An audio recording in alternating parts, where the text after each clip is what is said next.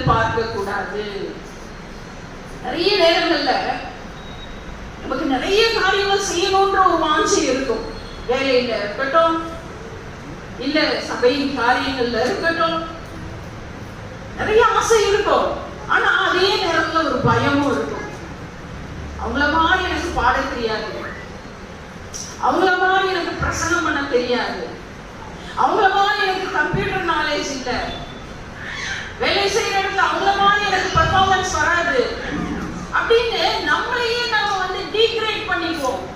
எனக்கு இயலாது, முடியாது, நம்முடைய குறைகளை பார்த்து இது என்னால முடியாது நாமே ஒரு முடிவுக்கு வந்து விடுவோம். ஆனால் பிரியமானவர்களே, உங்கள் வாழ்க்கையிலே நீங்கள் இருந்த இடத்திலேயே இருப்பது தேவனுடைய சித்தம் அல்ல. நீங்கள் அடுத்தடுத்து முன்னேறுவதுதான் தேவனுடைய சித்தம். அப்படி நீங்கள் தேவன் உங்களுக்காக வைத்திருக்கிற சித்தத்தை நோக்கி நீங்கள் முன்னேற வேண்டும் என்றால், உங்களுக்காக தேவன் வைத்திருக்கிற லக்கை நீங்கள் அடைய வேண்டும் என்றால், நீங்கள் தேங்கி நிற்க கூடாது. உங்களுக்குள்ளாக இருக்கிற குறைவுகளை, உங்களுக்குள்ளாக இருக்கிற இயலாமைகளை நீங்கள் பார்க்க கூடாது. அதற்கு மாறாக பவுல் சொன்னது போல, என்னை பலப்படுத்துகிற கிறிஸ்துவினாலே எல்லாவற்றையும் செய்ய எனக்கு பலன் உண்டு என்று சொல்லி இயேசுவின் நாமத்திலே முன்னேறி செல்ல வேண்டும். மோசே தேவனாகிய கர்த்தர் சந்தித்த காரியத்தை யாத்ராகமம் 4ஆம் அதிகாரத்திலே வசனத்திலே நாம் வாசிக்கிறோம். முட்செடியின் நடுவிலே தோன்றி மோசேயை தேவன் அழைத்த போது மோசே சொன்ன காரியம் என்ன? நான் திக்குவாயும் மந்தனாகவும் உள்ளவனாய் இருக்கிறேன், அதனால எனக்கு இந்த பணிக்கு நான் சரிப்பட்டு வரமாட்டேன். ஆண்டவரே, என்ன கூப்பிடாதீங்க, நீங்க வேற யாரையாவது அனுப்புங்க, பார்த்து சொல்லுங்க என்று சொல்லி மோசேயுடைய பதிலாக இருக்கிறது. கர்த்தர் உடனே அவருக்கு சொன்ன பதில் என்ன தெரியுமா? உனக்கு வாய்தான பிரச்சனை, ஆண்டவர் சொன்னாரு. அப்புறமா நீங்க வாசிச்சு பாருங்க, யாத்ராகமம் 4ஆம் அதிகாரம் 10வது வசனத்துல இருந்து, உனக்கு திக்குவாயின்றது தானே உன்னுடைய பிரச்சனை. ஆண்டவர் என்ன பதில் கொடுக்கிறார் தெரியுமா? சரி, உனக்கு திக்குவாயா இருக்குதுப்பா, மந்தனாவா இருக்குது, அதனால உன்னை விட்டு நான் வேற யாராவது பார்த்துக்கிறேன்னு சொல்லி ஆண்டவர் போல, உனக்கு வாயிலான பிரச்சனை. வசனம் சொல்லுகிறது, உன் வாயோடு நான் இருக்கிறேன், நீ பேச வேண்டியதை நான் உனக்கு போதிக்கிறேன் என்று சொல்லி ஆண்டவர் மோசேயை அழைத்தார். பிரியமானவர்களே, மனிதர்களாகிய நாம் நம்முடைய இயலாமையை பார்க்கிறோம். ஆனால் கர்த்தர் இயலாததையும் இயல பண்ணுகிறவராய் இருக்கிறார். நமக்கு இயலாமை குறைவுகள் நம்மளுடைய கண்களுக்கு தெரியுது. ஆனா ஆண்டவர் ஒருவரை தெரிந்து கொண்டார், ஆண்டவர் ஒருவரை முன்குறித்தார். என்ன குறைவுகளாய் இருந்தாலும் அதை ஆண்டவர் நிறைவாக்கி, அதை சீர்படுத்தி ஆண்டவருக்காக பிரயோஜனம் உள்ள பாத்திரமாய் ஆண்டவராலே வணைந்து கொள்ள முடியும். நான் என்னுடைய சாட்சியை பகிர்ந்து கொள்ளும் போது உங்களுக்கு சொன்னேன், 4 செவருக்குள்ளாக நான் வளர்க்கப்பட்டேன்.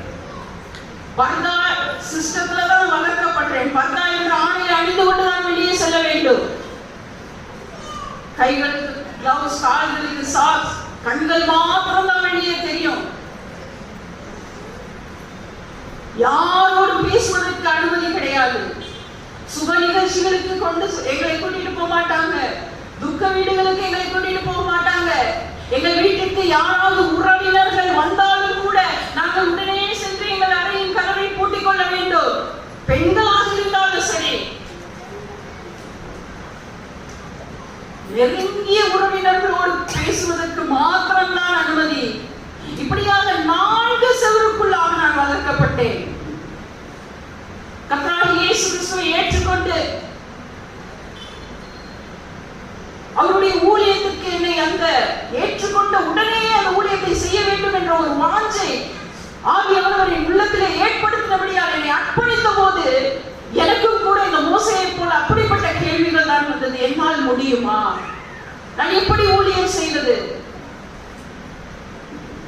4 பேர் இருந்தாலே பேசுவதற்கு வாய் வராது. ஏனென்றால் அப்படி வளர்க்கப்பட்டதினாலே, ஆண்கள் முன்பதாக போவதற்கு அனுமதி இல்லாததினாலே நான் எப்படி ஊழியம் செய்ய முடியும்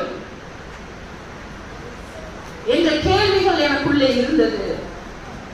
ஆனால் பிரியமானவர்களே, பலன் உள்ளவனுக்காகிலும் பலனற்றவனுக்காகிலும் உதவி செய்வது யாருக்கு? இயேசு கிறிஸ்துவுக்கு லேசான காரியம். இன்றைக்கு என்னுடைய சாட்சி பாருங்க, 4 பேர் இல்ல, 40 பேர் இல்ல, 4000 பேர் இருந்தாலும் இயேசு கிறிஸ்துவுக்காக முழங்குகிற நாவுகளையும் கிருபைகளையும் ஆவியின் பிரசன்னத்தையும் ஆண்டவர் கொடுத்திருக்கிறார். ஏன் சொல்லுமா? முடியாதுன்னு சொல்லி ஒருவேளை நான் அன்றைக்கு முடங்கி போயிருப்பேனே, ஆனால் முடக்கப்பட்ட அதே இடத்திலேயே ஒருவேளை இயேசு கிறிஸ்துவை அறிந்து அதே இடத்திலேயே இயேசு கிறிஸ்துவோடு வாழ்கிற ஒரு அனுபவத்தோடு தான் வாழ்ந்திருக்க முடியுமே தவிர இயேசு கிறிஸ்துவுக்காக ஊழியம் செய்கிற ஒரு ஆசீர்வாதத்தை கிருபைகளை பெற்றுக்கொள்ள இருக்க முடியாது.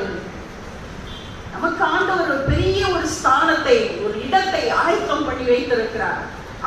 அதை அடைவதற்கு நாம தான் முன்னேறி செல்ல வேண்டும். Have to step forward.